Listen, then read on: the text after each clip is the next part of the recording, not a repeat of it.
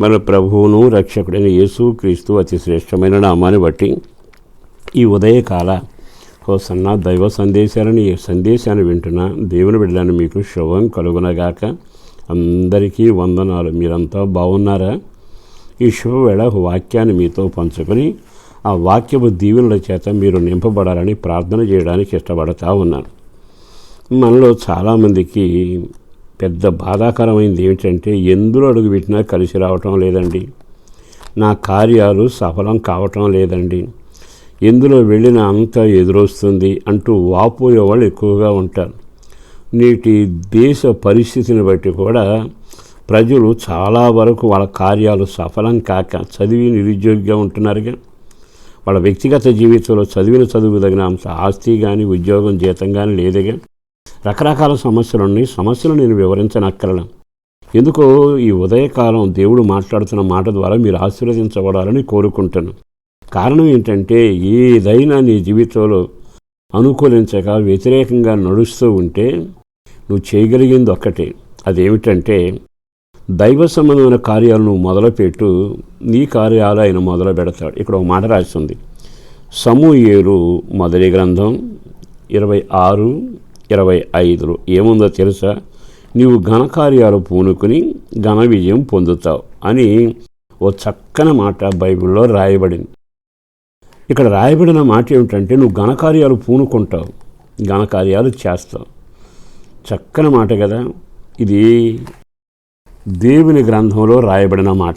అంటే నీవు ఘనకార్యాలు పూనుకుని ఘనమైన కార్యాలు ఎప్పుడు చేయగలవు, ఎప్పుడు విజయం పొందుతావు అంటే, ఈ చెప్పిన వ్యక్తి ఎదుటివాడిని మనసారా దీవించిన మాట.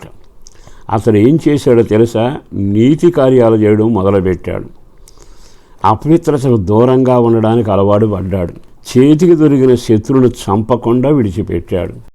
తన జీవితంలో తానే బాగుండాలి, అతడు హతుడైపోవాలని, ఆ శత్రువులు లేకుండా పోవాలని కత్తి ఆడించకుండా ప్రేమను మాత్రమే చూపగలిగి తన అడుగులు వేశారు. నీ ఘనకార్యాలు జరగాలి, ఘనమైన పనులు మొదలుపెట్టాలి, అవి సంపూర్ణంగా నెరవేర్చబడాలి అనుకుంటే మొదట నీవు పవిత్రుడు అయి ఉండాలి. రెండవదిగా నీవు ప్రార్థనాపరుడు అయి ఉండాలి. మూడవదిగా నీ క్రియలు నీతి కలిగినవై ఉండాలి. నాలుగవదిగా దేవునికి ఇష్టమైన ఏ పని చేయటానికి నువ్వు చేయకూడదు. ఎప్పుడైతే నువ్వు అట్లా తీర్మానం చేసుకుని ఇక మీదట నేను నా చేతులతో దేవునికి విరోధమైన కార్యాలు చేయను అని తీర్మానం చెయ్యి, అసలు ఎంత అద్భుతం నీ జీవితంలో చూస్తావో. అది నోటి మాటల్లో కాదుగా. దావీదుని గురించి రాయబడిన ఈ మాటల్లో అతడు గొర్రెల కాపరిగా జీవితాన్ని ప్రారంభించాడు, కానీ ఎంత ఘనమైన కార్యాలు చేశాడు. ఘనకార్యాన్ని పూనుకోవడం అంటే రాజులు చేయలేని కార్యం గొలియాతును హతమార్చడం. గొలియాతు ఎదురుగా నిలబడ్డాడు ఆజానుబాహుడు, కానీ అతను ఎదుర్కొనే సత్తా స్తోమత ఎవరికి లేకపోయినా అతను లేచి వెళ్ళాడు. ఘనకార్యాలు పూనుకుంటాడు, ఘన విజయాన్ని సాధిస్తాడు. ఎప్పుడో తెలుసా? నీవు పవిత్రుడుగాను ప్రార్థనాపరుడుగాను దైవ సంబంధమైన జ్ఞానాత్మచేత నింపబడి ప్రార్థనలో ఎదుగుతూ నీతి కలిగిన వాడవై జీవిస్తూ దేవునికి విరోధమైన కార్యాలు చేయక దేవునికి ఇష్టమైన కార్యాలు మొదలు పెడితే ఆ గొలియాతు చంపటం దేవుని చిత్తం, చంపడం నీ కర్తవ్యం. ఎప్పుడైతే ఆ కర్తవ్యాన్ని బుధాన వేసుకుని దేవుడి పని నేను చేయాలి కదా అని ఒక్క రాతితో యుద్ధానికి వెళ్ళి ఒక్క రాయిని వినియోగించి అతగాడిని హతమార్చాడు. నెమ్మదిగా అక్కడ మొదలయ్యే ఘనకార్యాలు సింహం దగ్గర నుంచి, ఎలుగుబంటి దగ్గర నుంచి, గొలియాతు దగ్గర నుంచి ఇక తన పైనమంతా విజయంతోనూ మొదలయ్యిందిగా. కార్యాలు జరగని వారికి, విజయం పొందని వారికి, కార్యాలు అడ్డం తిరుగుతున్న వారికి, పని చేతి నిండా లేక వేదన పడుతున్న వారికి ఒక సలహా చెప్పగలను. ఈ రోజు నుంచి ఓ 4 విషయాలు నువ్వు జాగ్రత్తగా ఉండు. దేవుడు తప్పకుండా ఘనకార్యాలు నువ్వు ప్రారంభించేడు చేస్తాడు, ఘన విజయం పొందేట్టుగా చేస్తాడు. అది జరిగితే ఇక నీ జీవితంలో ఎన్నడూ ఊహించనంత ఆనందం.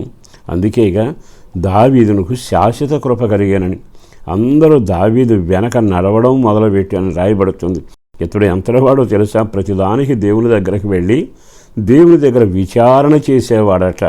అలా చేస్తూ అన్ని సైన్యాల మీద, అంతమంది శత్రువుల మీద అత్యధిక విజయం సాధించిన ఆ దావీదులాగా నీవెందుకు ఘనకార్యాలు ఘన విజయం పొందకూడదు? తలల వంచి ప్రార్థనలో ఏకీవించండి, తీర్మానం తడుగులు వేయండి. పరిశుద్ధుడును ప్రేమామడైన ప్రభు వందనాలయ్యా. అపారమైన నీ ప్రేమ కొరకు ధన్యవాదాలు. చేసిన మేలు కొరకు వందనాలు. చేయబోయే కార్యాల కొరకు వందనాలు. బిడ్డలను దీవించండి, ఆశీర్వదించండి. ఘనకార్యాలు మొదలుపెట్టగలగాలి, ఘన విజయం పొందగలగాలి. అలాంటి కార్యం జరిగేందుకు ఆ బిడ్డలను 4 విషయాల్లో స్థిరపరిచి నడిపించండి. ఇక మీదట గొప్ప కార్యాలు చేసేందుకు, కళ్ళు చూసేందుకు వారి పట్ల కృప పిల్లల్ని పెద్దలని దీవించండి. ఉద్యోగ వ్యాపార వ్యవసాయంలో తోడుగాను రక్షణ భాగ్యం కలగాలి. అందరి క్షేమం కలుగునట్లు మీరు చేయండి. యేసు పేరట వేడుచున్నాం తండ్రి. ఆమెన్.